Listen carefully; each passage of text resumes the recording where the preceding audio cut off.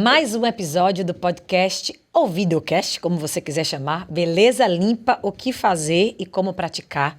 Livro de Camila Meccia, médica, membro da Sociedade Brasileira e da Academia Americana de Dermatologia, e esta que nos traz aqui o que ela chama de livro e eu chamo de guia da dermatologia e que você não pode perder. Nessa linha de bate-papo, a gente agora vai conversar com duas pessoas que trabalham com a mesma coisa, mas de formas completamente diferentes. Aqui na nossa mesa agora, eu e Camila vamos bater um papo com Gabriela Cravo, que é responsável pela descarbonização global da Braskem, e também com Ricardo Duarte, que é responsável comercial da ACA, empresa produtora de óleos essenciais em Morro do Chapéu, na Chapada Diamantina. Não é isso, amor? Acan. Tem um acento. Acan, tem um tio, né? Acan, desculpa. Tranquilo. E a gente quer exatamente traçar com vocês um pouco dessa relação, né? E aí eu acho que eu vou começar por você, Ricardo, para entender o que é Acan, em primeiro lugar, e como foi que você, que não tem nenhum sotaque brasileiro, as pessoas vão perceber que você é português, o que você veio fazer na Bahia? Deixa eu começar, peraí, deixa eu só... a gente, né, o que é o ideal... Então, a sustentabilidade do pequeno ao grande negócio. O que é o ideal? Acho que esse é o paralelo aqui que a gente está aqui para assistir, eu e você hoje, né, Lara? Quase. Vamos aprender, né? Exatamente. O que é o ideal, como a empresa nasce, né, nos moldes assim que a gente quer essa coisa de sustentabilidade introduzida em tudo no nascimento da empresa, que a Acan vai falar, e o que é possível, que aí Gabi vai falar, vocês vão entender o porquê, né? Como é introduzir alguma coisa de sustentabilidade no mercado produtor de plástico que já existe e não vai deixar de existir. Então, a gente quer entender um pouco isso aí. Muito bom. Eu sou um apaixonado pela Acan também, porque eu estou aqui em representação de quem criou, de quem fundou a Acan. Foi o Sr. João Cerqueira e a Dona Ana. Eles são os meus sogros. E a ideia, e a Acan é deles. Eu tento apenas ajudar e da melhor forma que posso. Eu casei com a filha deles, apaixonei-me pela Bahia, por uma baiana, e consequentemente eles tiveram, depois de se aposentarem, essa ideia. Eles têm um passado ligado à indústria, que lhes trouxe realmente esse conhecimento de prática industrial, então questões de diferenças de pressão, tudo isso era algo com que eles já conviviam. A prática industrial tinham esse conhecimento. Depois fizeram uma viagem grande pelo Brasil, conheceram várias coisas, eles acabaram por responder ao apelo da terra duplamente. O Sr. João é de Morro do Chapéu, na Chapada Diamantina, é lá que fica a Acan. E depois também a questão da terra de eles amam plantar e ver as coisas crescerem, florescerem. E a Acan acaba por nascer muito dessa paixão pela terra. Morro do Chapéu tem algumas características especiais, por causa de ficar a 1100 metros, mais coisa, menos coisa, de altitude. Confere-lhe realmente características especiais, daí, por exemplo, espécies como a lavanda Brasil, lavanda dentata, crescer muito bem lá. Se nós trouxermos lavanda para Salvador, pura e simplesmente ela muito dificilmente vai crescer aqui. Ela precisa de frio, precisa de altitude, precisa de amplitude térmica. Então, a Acan começou por ser um projeto de uma destilaria. E essa destilaria hoje é a Casa Acan.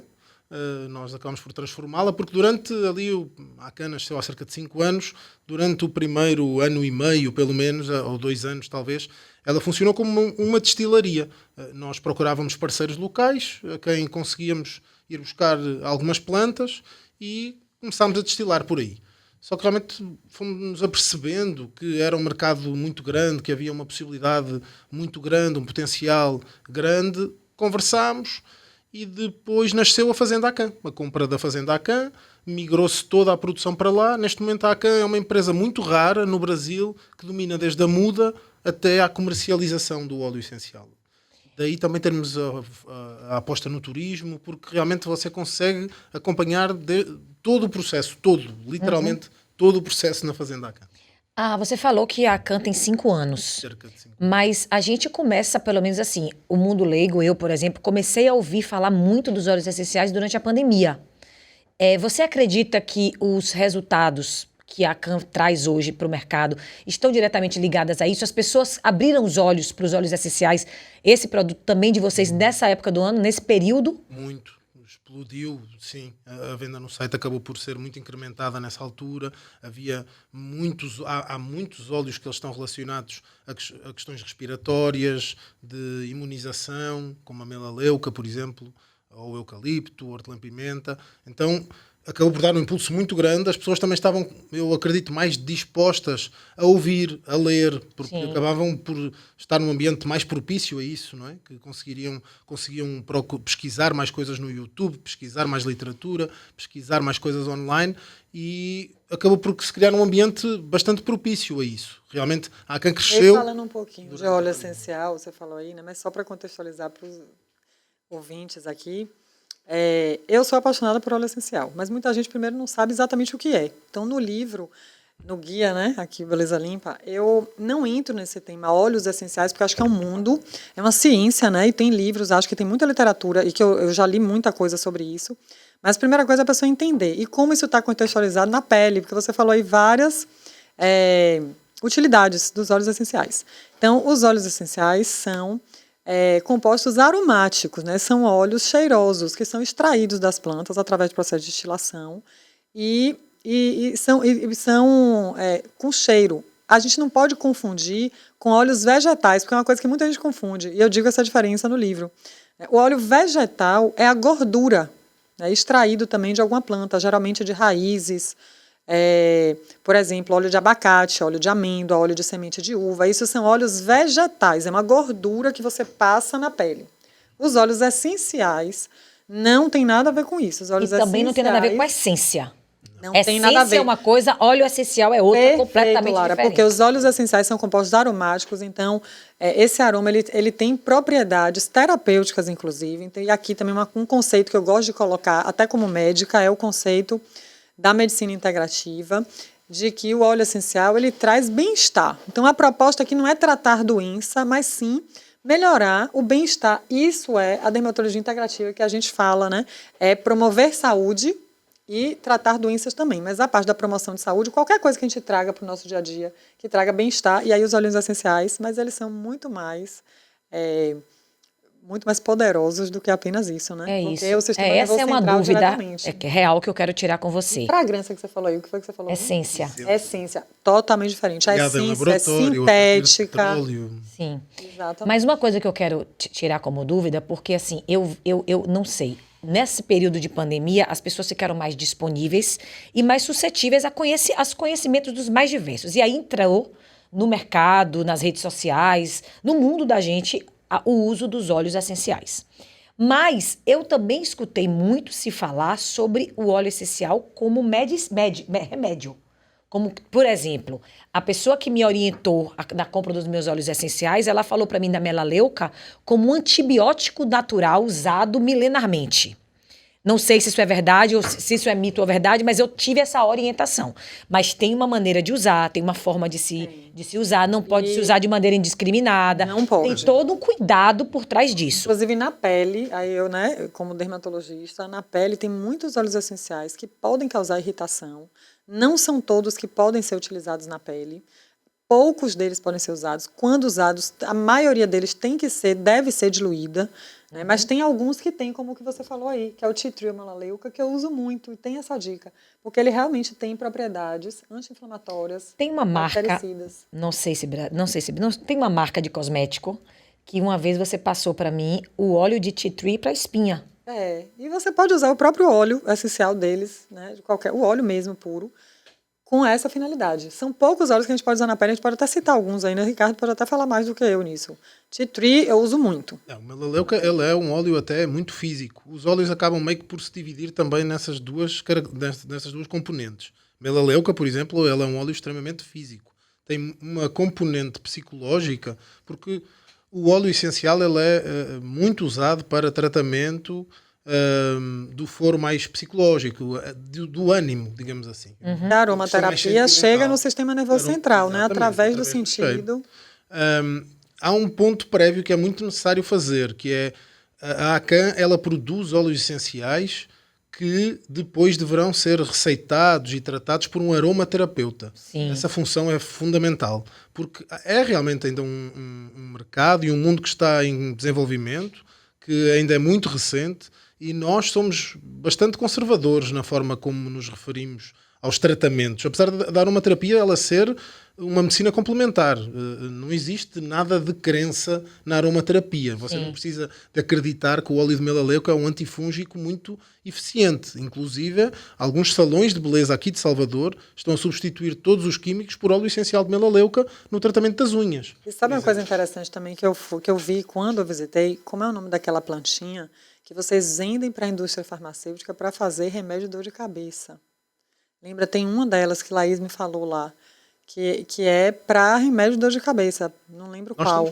Tem a pesca ali. O nome dela, quando eu cheirei... Diga aí, Laís, a pesca. Mas tem outra, a arruda também, mas tinha outra que eu ainda falei. Tem um cheiro meio estranho essa planta. Uma plantinha bem pequenininha, que ela é usada para remédios assim, da indústria farmacêutica. Novalgina. De piruna. Aí, tá vendo? É um projeto novo.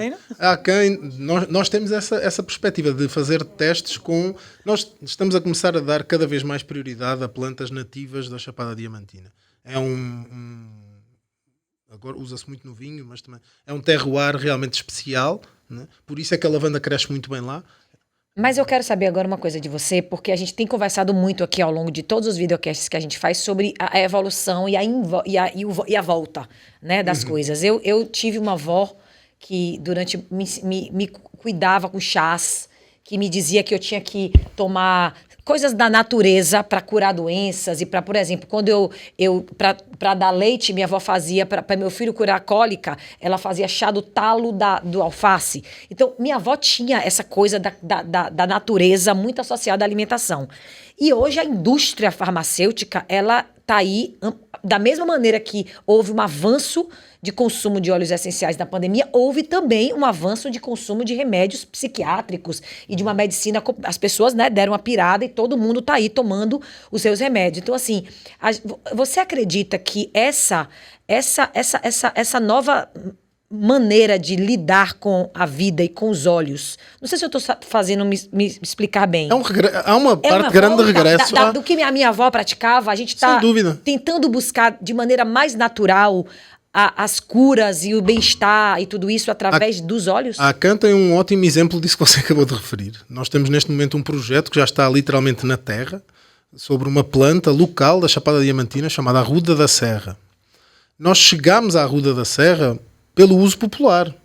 Sr. João e Dona Ana ouviram, o Sr. João conta isso, ouviu a vida toda dizer que a Arruda da Serra era extraordinária para tratar a renite, para tratar cefaleias, dores de cabeça. Meu filho é todo ruim de alergia. Nós começámos partimos desse uso popular para perceber se a planta crescia lá, a planta cresce lá. E começámos a produzir óleo e começámos a fazer testes e realmente essa planta tem esse efeito e nós começámos e estamos em processo de comercialização e de implementação desse óleo neste momento no mercado. É conhecimento popular, né? E é uma máxima da medicina integrativa, que é o que a gente está falando aqui, né?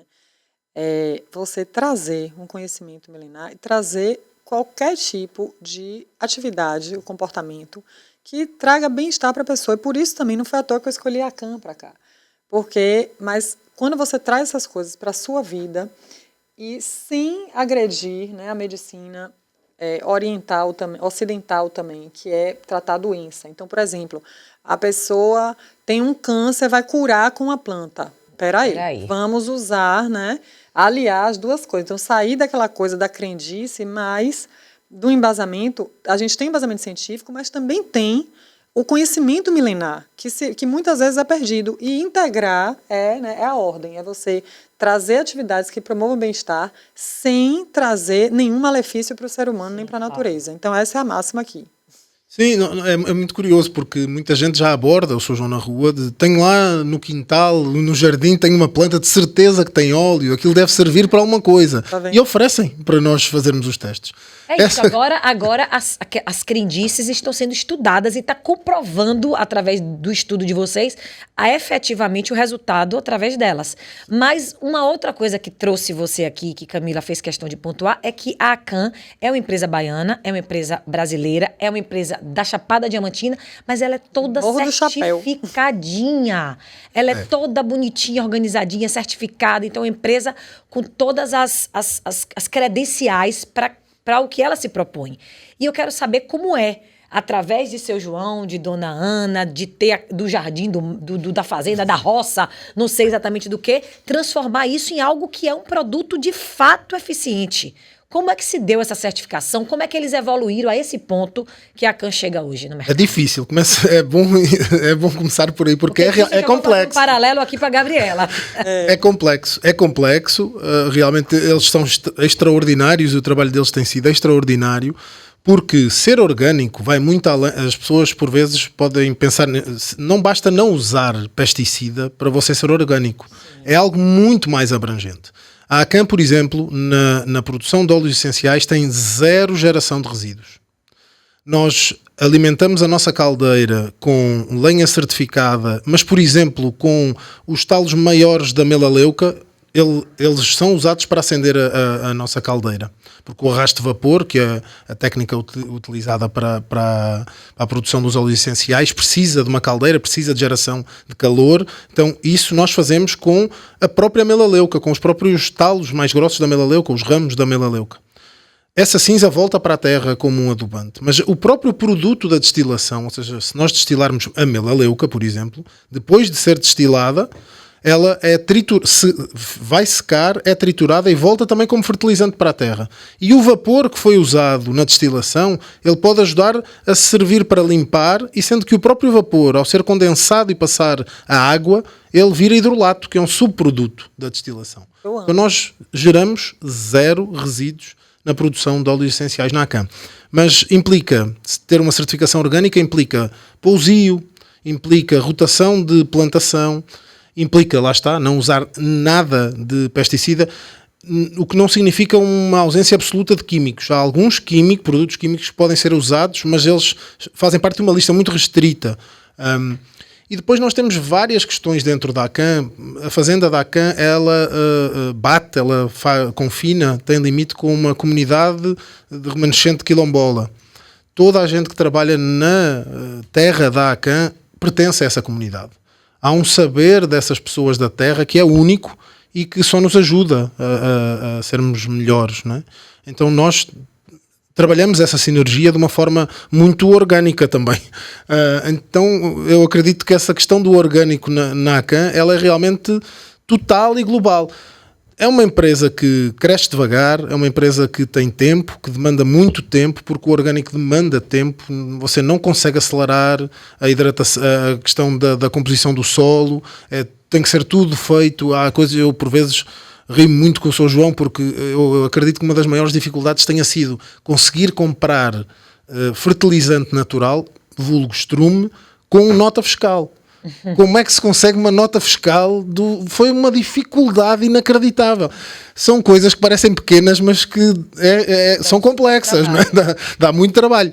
E depois é isso, está lá a fazenda, toda a gente pode visitar, pode agendar a visita e lá visitar. A gente vai falar dessa visita, mas agora eu vou fazer um pulo aqui, porque aqui tem uma empresa que nasceu de um pedaço de terra e que se certificou como uma empresa produtora de óleos essenciais na Bahia. Agora a gente vai falar sobre uma indústria que produz plástico, que está também sediada na Bahia, no Polo Petroquímico de Camaçari, e que vem tentando desconstruir, ou melhor, ela vem tentando descarbonizar o produto que ela mesma produz, que é o plástico. Tudo bem com você, Gabriela? Tudo bem. Prazer estar aqui. E ouvindo a experiência da Akan, eu realmente vejo um paralelo muito grande, né, do pequeno ao grande produtor, né, que são os produtores de plástico. Só para introduzir o que a Braskem faz, né? A Braskem, ela produz soluções, de fato, baseadas no plástico. Então, a gente chama de primeira e segunda geração. Onde é que tem o plástico? O plástico está em tantos lugares que a gente nem imagina, né? No nosso automóvel tem um percentual muito grande de plástico. Na fralda do bebê tem plástico ali. Aquelas embalagens de suco que a gente compra achando que é papelão, tem plástico.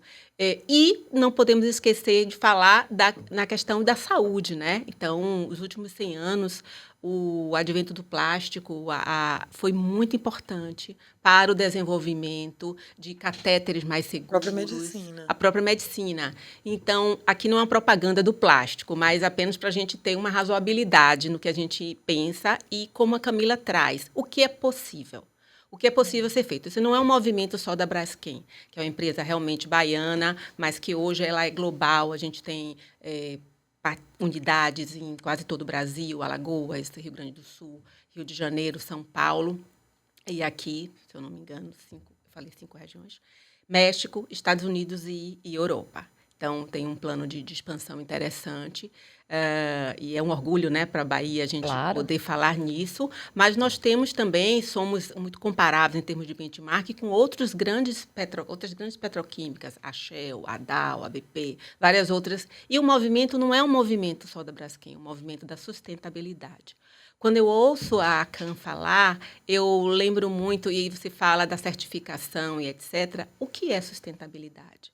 Sustentabilidade, existe um tripé que a gente não pode esquecer, que é o social, o ambiental e o financeiro. Então, nós precisamos gerar lucro. A ACAN precisa gerar lucro, mas dentro de todas as regulamentações para que, de fato, a gente ofereça soluções para a saúde do indivíduo. E por isso que a gente queria ouvir um pouquinho, Gabi, isso. O plástico está aí, não vai deixar de existir, né? Mas como é que a gente pode tornar esse processo, né, um pouquinho menos agressivo para o ser humano, para a natureza? Como é que a gente pode construir talvez um mundo melhor, né, dando um passinho de formiga, porque a gente tem voz, como a gente estava conversando isso ontem, o consumidor, que somos nós aqui, e todos nós, ele tem voz. Às vezes a gente acha que é uma bobagem, você entrou no supermercado, na farmácia, pegou ali, consumiu qualquer coisa, mas isso volta para a empresa. Às vezes a gente acha que não representa nada. Ah, não, eu não faço parte desse processo, mas sim. Porque fala um pouquinho, Gabi, como é que isso volta para a empresa? Né? O que é que as pessoas que vocês vendem, que compram de vocês, o que é que essas pessoas pedem? Como essa voz do consumidor chega na grande empresa? A gente ouve falar muito sobre o plástico, as contaminantes, a questão da toxidez, mas a gente precisa ser crítico no que a gente compra, nós consumidores. E à medida que a gente valoriza produtos cada vez mais verdes, né, e entende que a gente está num processo de transição energética, quando a gente imagina quais são os grandes pilares que impulsionam a transição energética, a gente tem a expectativa do consumidor como um grande promotor. Quando a gente fala do Pacto de Paris, do Acordo de Paris, a gente fala das metas de neutralidade até 2050, nós entendemos que o consumidor ele tem um papel fundamental e é ele que está impulsionando, sim, esse movimento nas grandes indústrias. Era isso que eu ia te perguntar. É um movimento da indústria para o consumidor ou é o contrário? É o consumidor quem demanda essa mudança nas empresas? Eu entendo que tem uma maior consciência dos empresários, da indústria, de todos os setores governamentais, dos investidores, dos stakeholders como um todo. A gente tem uma maior consciência e nós, como seres humanos, a gente começa a entender que a redução dos gases de efeito estufa, que é a descarbonização, né, traduzindo, trocando em miúdos, não é dos ativistas. É papel nosso. Como é que isso chega, né, Gabi? Você estava falando que hoje, quem é que compra de vocês? Porque vocês produzem plástico para diversas outras empresas. Né? Isso. Então, essas empresas começam também a buscar um plástico, né, entre aspas, um material de qualidade melhor. O que é que essas empresas O que é esse plástico de qualidade melhor? Desde um plástico a partir de uma matéria-prima verde, que é o cana-de-açúcar. A gente é o maior produtor mundial de plástico verde, né, que é o polietileno verde, o EVA verde. E esse realmente é um grande diferencial. Então, existem aqueles que estão dispostos a pagar por isso. E tem um diferencial importante, que é o transformador que passa para nós consumidores. Então, por exemplo, eu compro um balde plástico, eu compro um tênis que contém plástico. Vocês veem muitas propagandas dos tênis que tem. Não vou e esse plástico, ele é o quê? Ele é mais biodegradável, ele se degrada mais rápido? Ao invés de ser a partir do petróleo, da nafta, que é um hidrocarboneto, né, que nós conhecemos, o típico, ele é derivado da cana-de-açúcar. Uma matéria-prima. Exatamente. Então, tem uma questão de remoção de carbono muito grande. Um outro ponto que a gente fala é em relação à economia circular. Imagine assim, a sustentabilidade também é evitar o desperdício. Quando você e foi o que o Ricardo falou aí também. reciclar os resíduos plásticos, nós temos um portfólio de reciclados. Nós produzimos plásticos também a partir de do lixo, né, do resíduo plástico. Isso é economia circular. Eu acho que isso deve ser um dos grandes desafios, não, Gabi? Porque o lixo. Isso. E quando a gente vai para setores, aí você também tem contato, Lara, com setores políticos, quem mexe com lixo, né, a gente ainda está engateando, mas a gente precisa começar alguma coisa. Exatamente. Aí você lida com toda a cadeia de valor, né? Dessa parte de reciclagem, catadores. Então, existe, assim como eu sou líder de descarbonização na Braskem, que daqui a pouco eu explico exatamente o que é que se faz, então não é um produto descarbonizado.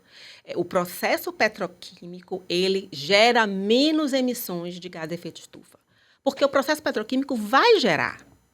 Sim. Qualquer processo que demande energia vai gerar gás de efeito estufa. Mas como é que a gente pode trabalhar com eficiência energética maior, com tecnologias diferenciadas? Imagine que o nosso processo petroquímico data a tecnologia de 1970. Naquela época, eles não... O licenciador da tecnologia, que não somos nós, existem realmente empresas e grupos de licenciadores, detentores de tecnologias avançadas, não se imaginava fazer. A ideia é tecnologia competitiva financeiramente. Uhum. E hoje tem que ser competitiva e sustentável.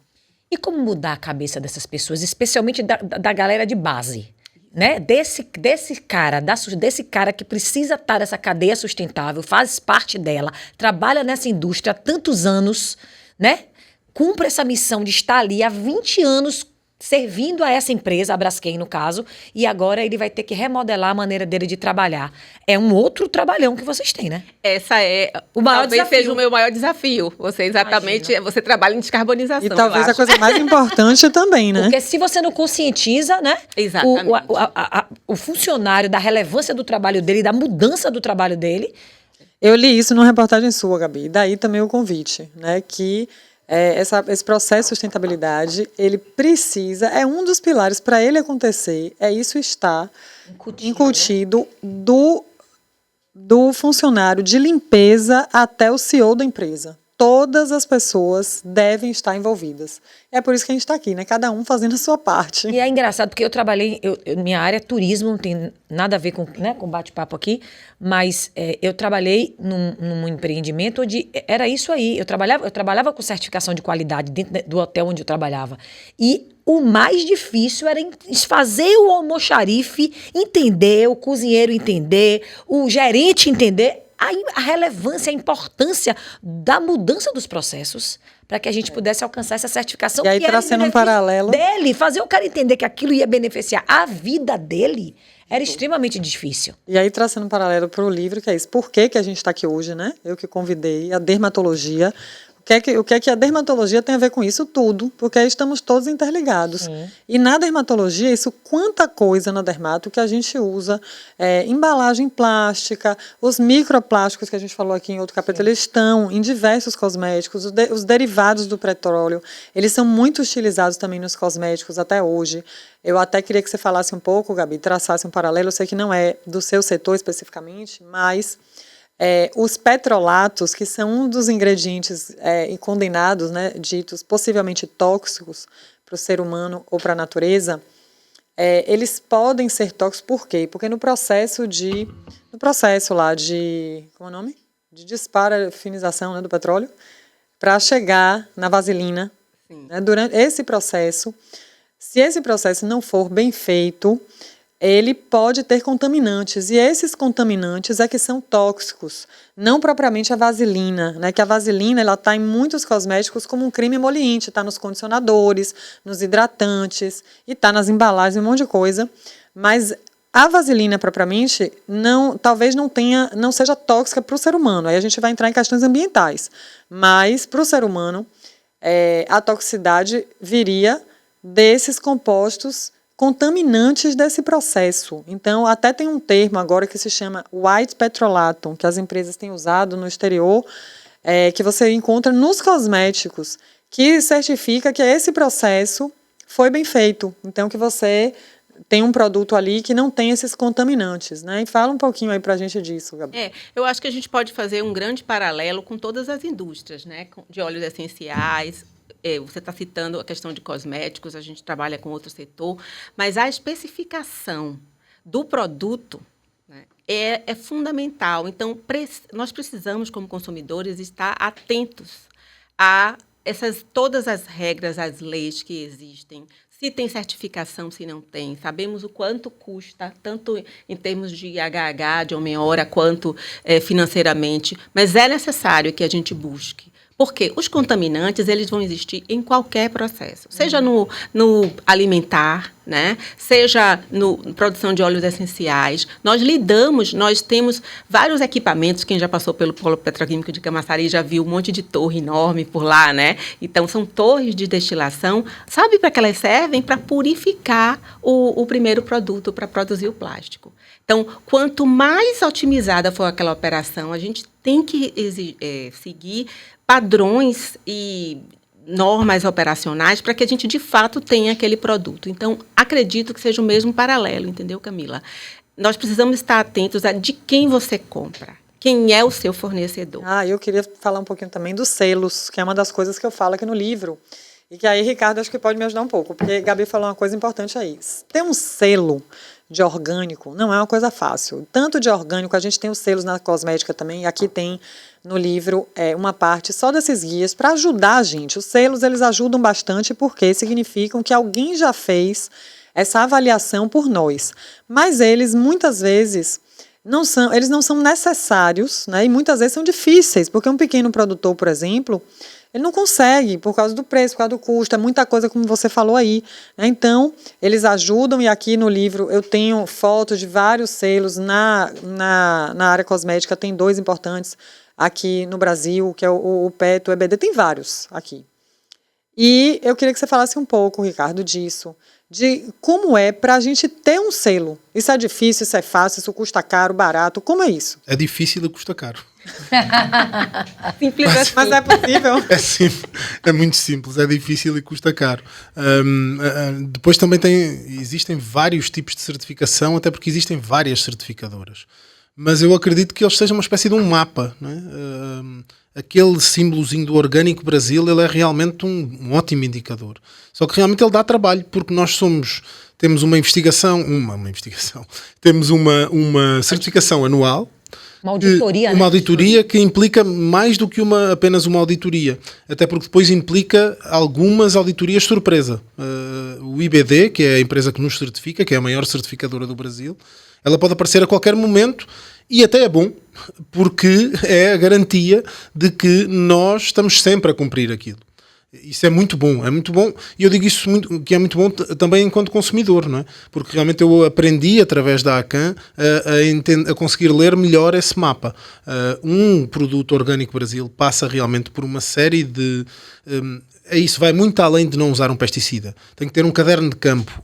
Todas as ações que nós fazemos no campo, elas ficam registadas num caderno de campo. Que quando uma inspeção chegar lá, se não existir esse registro, você não consegue, se ela chegar lá em agosto e a sua inspeção foi em janeiro, essa inspeção surpresa, por exemplo, ser em agosto, você não consegue forjar um caderno de campo de janeiro até agosto, é impossível. Então, para além de que a visita, ela é surpresa. Então, esse garante, e se não tiver esse caderno de campo, você vai chumbar nessa inspeção e no próximo ano você não vai ter esse selo. Então isso é fundamental, ter essas garantias, o que leva a que realmente seja muito complexo. Você tem que anotar tudo, a quantidade exata de quilos de folha que você trouxe da terra, não é? Da plantação, até à sua zona de destilação. Existe um caminho delimitado, você não pode contaminar a sua zona de destilação.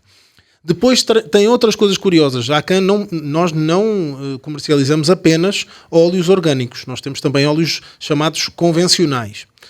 Também por uma questão curiosa que acaba por também estar ligada ao orgânico. Uma fazenda de manejo orgânico não tem grande interesse em ter eucalipto, por exemplo, que é uma espécie que seca tudo à volta. Ora, se você tem que ter tempos de pousio, tempos de rotação de culturas, aquele pedaço de terra, aquele talhão de terra onde tem o eucalipto, ele vai ficar inutilizado uma série de anos. Então, eu que não tenho uma fazenda de 1000 hectares, tenho uma fazenda de 20 hectares, não tenho grande interesse em ter eucalipto, não é? Mas, por exemplo, a ACAN é o único produtor em quantidade industrial do Brasil de jurema branca. A jurema branca é, biologicamente, uma espécie considerada invasora. Ou seja, ela tem uma polinização muito fácil Só que um dos critérios para a certificação orgânica é que você tenha um mapa de talhões perfeitamente identificado. Ou seja, neste talhão, número 1 eu tenho lavanda, no número 2 eu tenho alecrim, no número 3 eu tenho patchouli, no 4 gerânio e por aí adiante. Se eu introduzir na minha fazenda jurema branca ou, por exemplo, a pimenta rosa, vulgarmente conhecida como aroeira, eu estou muito sujeito a que amanhã, daqui a um mês ou 2, eu tenha a jurema branca no meio do alecrim, eu tenha a pimenta rosa tipo no mato, meio então, né? do gerânio, e isso vai descontrolar tudo aquilo e vai-me trazer um problema para a certificação orgânica. O óleo da jurema branca ele é pior do que os outros que eu tenho lá porque ele é convencional? Não, porque o meu parceiro, que por norma é meu vizinho, é alguém conhecido, ele não vai gastar pesticida, não vai gastar nenhum químico na jurema dele, porque a jurema está lá a crescer. Ele liga ao Sr. João, nós falamos, já deve estar quase na altura. Já está cheio de jurema, ela tomou tudo, venha cá por favor salvar-me isto, porque... É tipo um boldo, eu já tive boldo em casa, meu Deus, o boldo que toma conta de tudo. Do nada. Então você chega a essa complexidade de como não é algo tão simples de eu não jogo aqui um pesticida, já é orgânico. Não, vai muito além disso. E quando vai muito além disso, implica muita... Por exemplo, toda a colheita de todas as plantas que nós destilamos ali é feita à mão, ela é manual. Tudo isso faz parte do processo orgânico, não é? Está muito longe de ser apenas uma coisa... Agora, deixa eu fazer aqui um bem bolado aqui de tudo que a gente está falando, e aí a pergunta agora vai para a médica. A gente vê o plástico presente nos cosméticos, nas embalagens, e tudo que a gente conversou aqui ao longo de todo esse período.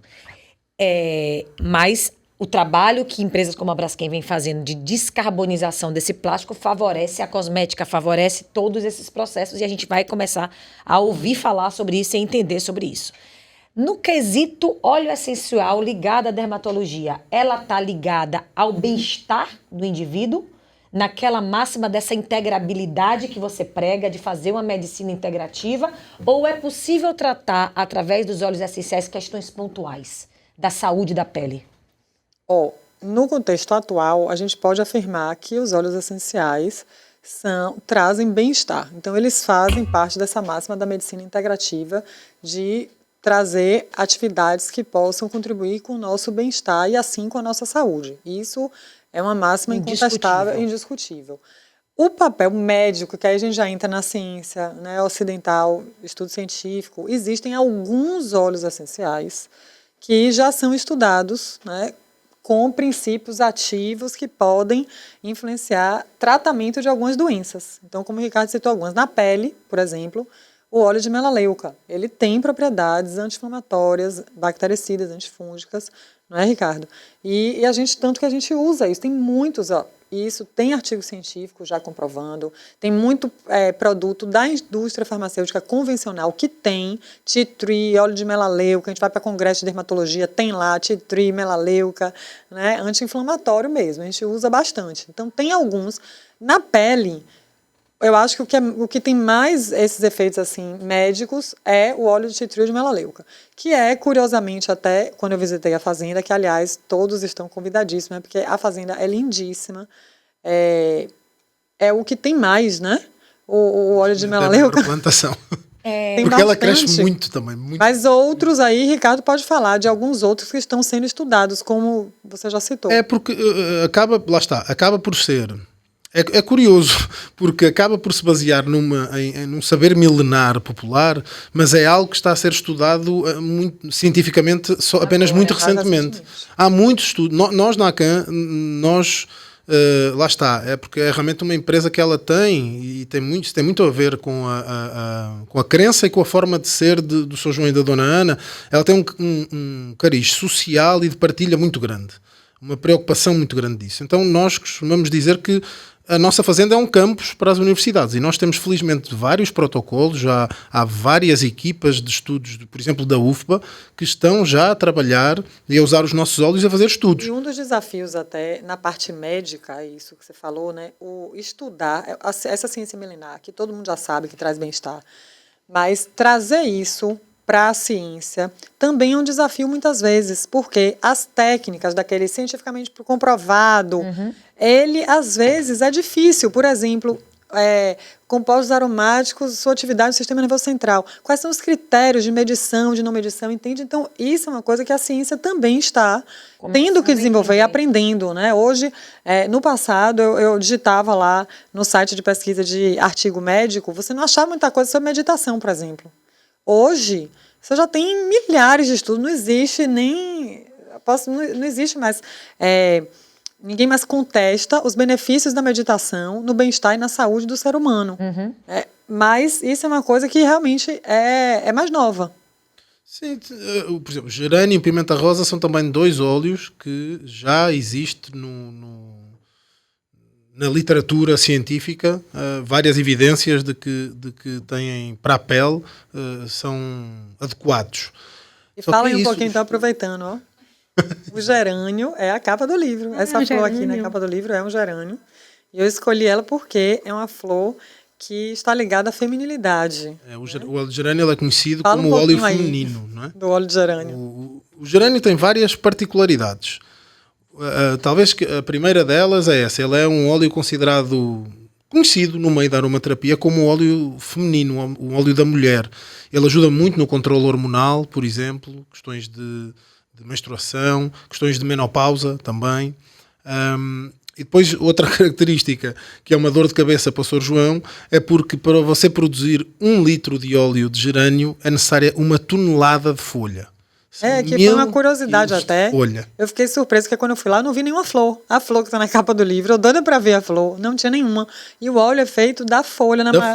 Da folha, não é caule, não é isso. É apanhar à mão 1 tonelada de folha para fazer 1 litro. Então é um óleo mais raro, né? É um óleo muito raro, é um óleo raro, por isso também é um óleo relativamente caro, quando comparado com os outros óleos. Por cima, sendo orgânico, não é? A coisa fica um pouquinho mais complicada nesse sentido, mas ele é um óleo muito potente para a mulher, porque realmente ele interfere, ele consegue agir numa série de quadrantes da mulher. Mas é um óleo, a planta é muito bonita, a plantação é muito bonita, dá muito trabalho, depois ainda tem de secar. Ainda tem de secar um pouco, 2 dias, penso que são 2 dias a secar antes de ser destilado. Então é um processo, também tem isso, cada planta tem o seu processo. O patchouli precisa secar 28 dias à sombra antes de ser Como tem que destilado. conhecer a natureza, né? Ter o tempo das coisas. Aí entra toda a gente que trabalha connosco, porque não é só, então vocês devem ter não sei quantos biólogos, farmacêuticos, não é só isso. Existe essa parte, existe a análise cromatográfica, tudo isso, mas existe muito do saber da terra. Por vezes, coisas bastante simples, não podemos usar formigas e não podemos usar nada químico. Aí alguém fala, não, mas eu acho que cravo funcionava. Então, bora tentar hidrolato de cravo. E o hidrolato de cravo afasta as formigas. Então, nós usamos o nosso hidrolato para, por exemplo, lidar com formigas. Bacana. Coisas que vêm do conhecimento popular. Tem outra pergunta aqui também para a gente. Antes de acabar, eu quero fazer para a Gabi assim. A gente já falou aqui muito do papel do consumidor, né? Que essa voz, ela volta. Porque se você, né, deixa de comprar uma coisa, escolhe outra, isso volta para o produtor. Mas você também já percebe uma cobrança, por exemplo, uma indústria grande dessa. Ricardo falou aqui das certificações todas dos orgânicos, mas uma empresa, por exemplo, que não tem um selo orgânico, existe alguma regulamentação, alguma certificação do governo em relação nesse sentido de sustentabilidade? Existe alguma cobrança, algum movimento nesse sentido? Existem muitas cobranças, e aí quando você vai para a Europa, né, você realmente enxerga uma cobrança, né, podemos dizer assim, do governo europeu, mas não só a cobrança, os incentivos. Então, os incentivos governamentais são realmente importantíssimos para que as indústrias que lá estão sediadas consigam inovar mais. E hoje a pauta, né, do nosso grupo, junto à agenda política em Brasília, é de fato que a gente consiga ter mais esse olhar, né, sobre a sustentabilidade. A pauta está rica. Aqui no Brasil ainda não tem tanto essa coisa do incentivo. Acredito que seja um caminho, acho que tem uma pauta rica. Acho que tem uma pauta rica. Não tem maior, Lara, para a gente chamar. Era isso que eu queria saber. Em que estágio as grandes indústrias estão nesse caminho da sustentabilidade? Porque aqui vocês já deram o primeiro pontapé e a gente já entendeu que as indústrias estão trabalhando atrás dessa sustentabilidade para melhorar a qualidade de vida e tudo mais. Já está entendido. que o governo tem dado incentivos fiscais, muitas vezes, para que vocês... Isso talvez valha mais do que uma exigência. É, isso. Né? Porque te livra de custos que facilitam o seu investimento em outro lugar. E existem programas de incentivo, por exemplo, à eficiência energética. Então, existem programas do governo que têm esse incentivo. Mas isso acredito... é real aqui no Brasil? É real. Ainda tá Mas pequeno. é atual ou isso já vem de Já muitos vem há anos? algum tempo, mas acreditamos que é possível evoluir mais rapidamente. Então, a gente ouve falar do IRA, que é um grande incentivo nos Estados Unidos, que tem permitido avanços consideráveis das indústrias que lá estão. Na Europa, a gente tem N. Então, eu visitei uma empresa na Holanda no ano passado, que o portfólio de inovação deles em prol da sustentabilidade é realmente de dar inveja. E eles disseram, nós só estamos conseguindo fazer isso porque estamos tendo o apoio do governo. Né? Então, é esse o momento que a Braskem se encontra junto com os outros empresários. Existe uma agenda forte do grupo de relação institucional e acredito mesmo, sendo otimista, mas ao mesmo tempo pé no chão, que a gente vai ter nos próximos anos um olhar diferenciado sobre essa pauta. Né? Sim. Em relação a países como a América do Norte, né, os Estados Unidos e a Europa, o Brasil está onde? Assim, de 0 a 10. Eu não sei te dizer, mas a gente está bem aquém. Nós vamos perguntar, isso é pauta, viu? Vou deixar no ar. Pois é. Estamos engatinhando, estamos começando, porque começar já é um grande negócio. Já temos alguns, mas acredito que comparativamente Estados Unidos e Europa, até porque o consumidor, ele realmente, quando a gente fala da Europa, exatamente, toda a discussão do Pacto Global, do Acordo de Paris, a atenção é muito forte. Acredito que a gente está engatinhando, mas com uma certa velocidade. Vamos nessa, a gente precisa encerrar. É outro tema que ficou aqui com várias coisinhas a serem plantinhas, né? Germinando aqui, muita coisa para a gente aprender e entender ainda sobre isso. Mas o primeiro passo também nessa discussão, a gente já dá aqui, né? E é o começo. Pequena indústria completamente certificada e uma grande indústria em busca de melhorar seu processo. Você falou aí uma frase que né, o final do livro é o começo, o final é o começo. Vamos nessa. O final do livro é um convite. E é um convite para todos os leitores, espectadores do podcast, assim como eu convidei vocês aqui, para todo mundo que está assistindo, vamos nessa junto, cada um fazer a sua parte. Beija-flor, né? Pois vamos ficando por aqui, mas ainda tem alguns episódios para vocês curtirem. Continuem aí.